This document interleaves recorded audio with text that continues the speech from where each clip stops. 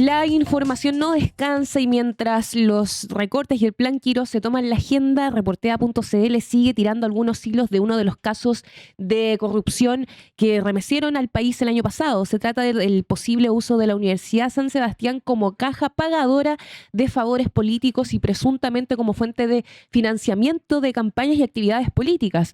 La investigación hoy está en manos del Ministerio Público, mientras la Superintendencia de Educación Superior mantiene pendiente una sanción que parecía inminente. Fue una repercusión política la salida de la ahora ex superintendente de Educación.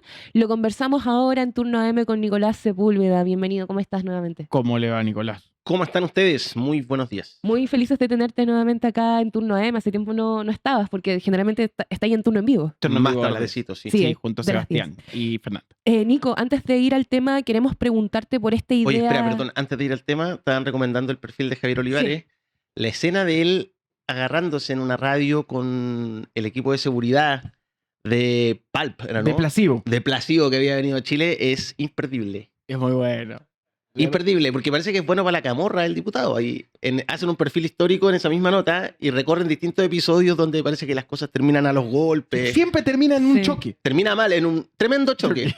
Eso es literalmente. Nico, antes de ir al tema, queremos preguntarte por esta idea de inundar la zona. El gobierno, como bien sabemos, ha impulsado una violenta agenda de recortes, reforma, polémicas con una buena parte de su gabinete. ¿Te parece personalmente una estrategia para desviar la agenda o para distraer la prensa?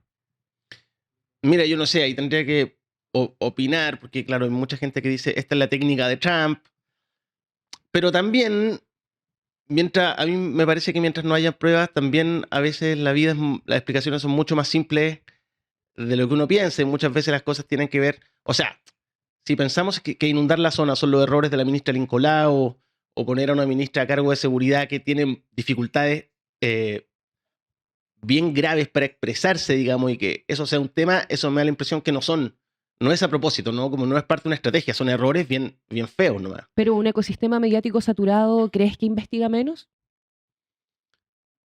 Puede ser, porque es más difícil hacer foco, ¿no? Y hay muchas noticias, claro, que pasan coladas porque están pasando muchas cosas al mismo tiempo. Claro, entonces, pero ahí hay gente que estudia la comunicación que nos dirá cuáles son las cosas en las que la gente se fija más, ¿no? Igual uno podría hacer una reflexión respecto a la farandolización de las noticias y como un evento que no es trascendental, estamos todos hablando de eso y no de lo relevante.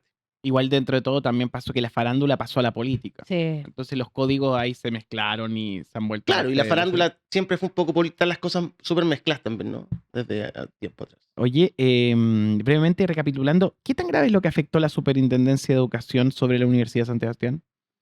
Nosotros en marzo del año pasado contamos que la Universidad de San Sebastián había sido notificada de que se había iniciado un proceso sancionatorio en su contra, porque habían sueldo y contrataciones a personas políticas que estaban fuera de norma, fuera de sus propias normas internas, ¿no? Nosotros dimos a conocer esa noticia en marzo pasado, hace un par de meses, y un día después el gobierno le pidió la renuncia al superintendente de entonces de Educación Superior, José Miguel Salazar, quien estaba en plena discusión durante esos mismos días para fijar la sanción contra la universidad por estos pagos y estas contrataciones. Ustedes se acordarán, fue un escándalo en 2024 cuando se supo que la Marcela Cubillo, ex ministra de Educación, recibía un salario de 17 millones de pesos brutos por hacer un par de horas de clases que parece que no siempre hacía, ¿no? Bueno, sacan al superintendente de Educación Superior al inicio de este gobierno en marzo y hasta el día de hoy, mayo, aún no se fija la sanción para la universidad. Ese proceso sigue frenado, ¿no? ¿Y por qué sigue frenado? Y nosotros ahí nos pusimos a investigar. Bueno, es muy complejo. La cantidad de nombres involucrados que detectó la Superintendencia de Educación Superior que recibían platas de la Universidad de San Sebastián sin tener condiciones académicas mínimas son 19 personas, ¿no? Todos dirigentes políticos ligados al actual oficialismo, incluido el presidente del Partido Republicano, el principal partido que sostiene el gobierno, el senador Arturo Esquella. ¿Qué va a pasar con esa investigación de la Superintendencia de Educación Superior? No lo sabemos. Nosotros le consultamos a la superintendenta subrogante, nos dijo que el proceso sigue en curso. Y en paralelo, también avanzan una investigación en la Contraloría para determinar cuántos han sido los fondos públicos que han llegado a la Universidad de San Sebastián, especialmente durante el periodo de Marcela Cubillos como ministra de Educación, y también una investigación penal de la Fiscalía, que indaga estos mismos pagos a dirigentes políticos, ¿no? O sea, estamos hablando de irregularidades administrativas y también quizás favores políticos. O sea, irregularidad administrativa, que es lo que determina la Superintendencia de Educación Superior, pero eventualmente responsabilidades penales, que es lo que está investigando la Fiscalía. Entonces, el informe de la Superintendencia sigue reservado, ¿no? Pero cuando eso se conozca, eventualmente la Fiscalía va a tener más argumentos para investigar, eventualmente para abrir cuentas corrientes, y esto podría ser el inicio de una caja de Pandora. El ex superintendente, quien es José Miguel Salazar, afirmó que 19 personas no cumplían exigencias academias mínimas. Es decir, son personas contratadas sin cumplir requisitos. ¿Y qué gravedad tiene eso para una universidad acreditada, Nico? Sí, nosotros recogimos esas declaraciones. José Miguel Salazar no ha querido hablar públicamente, que es este superintendente que le pidieron la renuncia en marzo pasado, cuando se conoció esta investigación. A él lo llamó a declarar la Fiscalía en una arista del caso Hermosilla, ¿no? Donde se investiga el ex fiscal Manuel Guerra. ¿Por qué? Porque Manuel Guerra aparece entre las personas políticamente expuestas que recibían platas de la universidad y, según la Superintendencia de Educación Superior, sin tener condiciones académicas mínimas, ¿ya? En esa declaración ante la Fiscalía, José Miguel Salazar dijo que son 19 las personas políticamente expuestas que recibían pagos de la San Sebastián, y que esos pagos y sus contratos no estaban acorde a las normas internas de la universidad, sobre todo porque no habían acreditado condiciones académicas mínimas, que la universidad no había acreditado que esas personas tuvieran carga laboral, horas académicas, haciendo clase a los estudiantes. Oye, ¿no? mencionaste a Manuel Guerra, ¿eso significa que conectaría con el caso Hermosilla en parte? Sí, bueno, lo que pasa es que Manuel Guerra llega a trabajar a la Universidad de San Sebastián justo cuando se renuncia al Ministerio Público de la Fiscalía. Y según la investigación actual, por cohecho que tiene a Manuel Guerra, el exfiscal regional Oriente, en prisión preventiva en Capitán Llaver, su contratación en la Universidad de San Sebastián, que fue por más de 6 millones mensuales por media jornada de trabajo, fue una de las formas de pago que Luis Hermosilla y Andrés Chadwick le hicieron a Guerra a cambio de los favores que él le hizo, ¿no? Que según la Fiscalía son cerrar estas causas judiciales que involucraban y tensionaban a la UDI, como las investigaciones por las platas políticas, lo del senador Moreira, las investigaciones que tenían cercado al expresidente Sebastián Piñera, como la compraventa de la minera Dominga, etc. Entonces sí, hay un vínculo ahí claro y fuerte entre el caso Hermosilla y esto de los pagos en la Universidad de San Sebastián. Oye, también aparece la Contraloría investigando millonarios traspasos públicos a la Universidad de San Sebastián durante el periodo en que Cubillos era ministra. ¿Qué relevancia tiene eso? Es relevante porque durante el periodo de Marcela Cubillos como ministra de Educación se incrementaron prácticamente por 2 los pagos de platas públicas desde la Subsecretaría de Educación a la Universidad de San Sebastián. Entonces la Contraloría está investigando si esas platas fueron bien habidas, digamos, tuvieron una contraprestación o fue un traspaso grosero de dinero nomás. Y acá lo que hay en el fondo en todas estas investigaciones de la Fiscalía, de la Contraloría y de la Superintendencia de Educación Superior es si la Universidad de San Sebastián se utilizaba como caja pagadora para políticos de un sector determinado, ¿no? Y esto es una discusión de fondo, o sea, toca una discusión de fondo que se conversa en sordina hace muchos años, que tiene que ver con cómo las universidades son refugios de ciertos grupos ideológicos y cada universidad contrata a los cuadros políticos que quedan sin trabajo porque pierden elecciones o porque salen del gobierno, ¿no?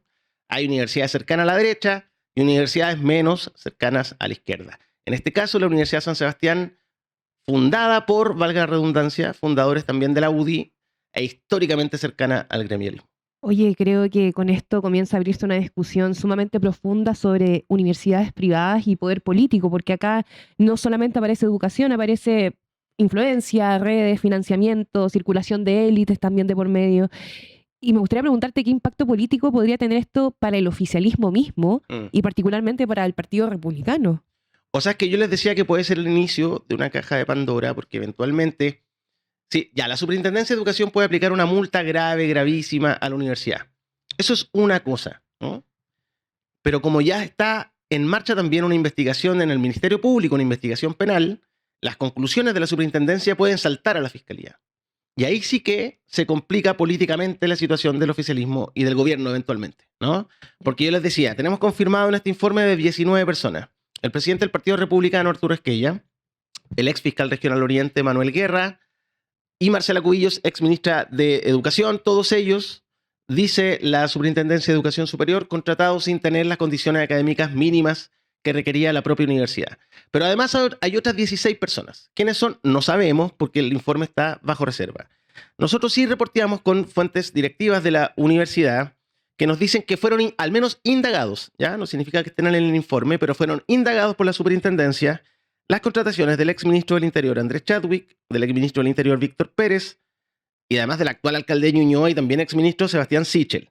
Otros exministros, Juan José Ocea, Julio Isamit, Enrique París, y ex subsecretarios como Arturo Zúñiga y Rodrigo Villa. Es decir, prácticamente el gobierno de Piñera completo. Oye, qué Y increíble. eso es lo complejo. Qué increíble todo lo que nos traes acá a Turno M, Nico. Este tema, por supuesto, creo personalmente, no sé cuál será tu opinión, pero no logra penetrar masivamente en la opinión pública. Ha Falta. sido como dejado de lado. A propósito O sea, en marzo del contexto, claro. En marzo fue noticia nacional, la oposición encaró al gobierno que dijo por qué habían sacado al superintendente cuando estaba investigando algo delicado para el oficialismo. Ahora no es noticia, pero claro, puede ser lo que conversábamos antes, ¿no? Que hay sí. mucha cosa pasando. Es que están pasando muchas cosas. Entre las cosas que están pasando y están en Reportea, está el asunto de la flotilla hacia Gaza, hay noticias en desarrollo, y ustedes estuvieron investigando y hablando con ellos, ¿no? Sí, el periodista Pedro Bahamondes, hace más de 30 días, cuando comenzó esta flotilla solidaria hacia Gaza, comenzó a hacer una bitácora con los chilenos que iban a bordo, que eran 6 o 7 personas. Eso, al parecer, concluyó hace alguna hora atrás, cuando fueron interceptados los botes, los barcos en que iban Víctor Chanfró, la periodista Carolina Altit y Cayo Sama, ¿no? El artista visual. Los tres, hay información algo confusa, no se sabía mucho dónde estaban. Algunos dicen que están en manos ya de un buque de detención del ejército de Israel. Pero bueno, Pedro hizo una crónica que está en la portada de Reportea.cl con una bitácora con los más de 30 días de viaje de los chilenos en esta flotilla hacia Gaza.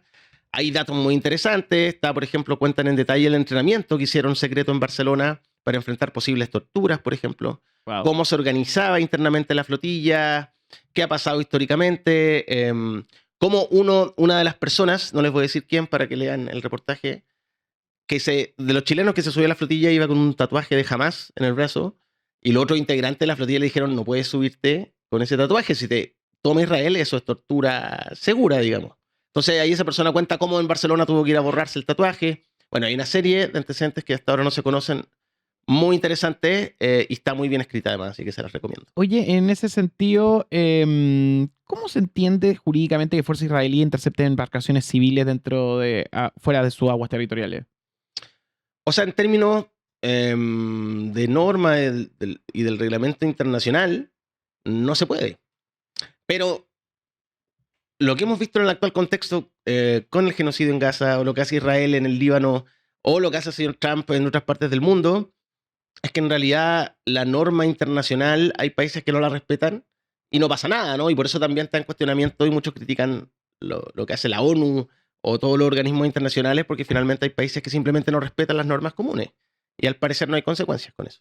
Este es uno de esos ejemplos, ¿no? Los chilenos, según cuentan los relatos que recoge Pedro ahí en el reportaje, claro, fueron detenidos en aguas internacionales donde se supone que el ejército de Israel no podía actuar.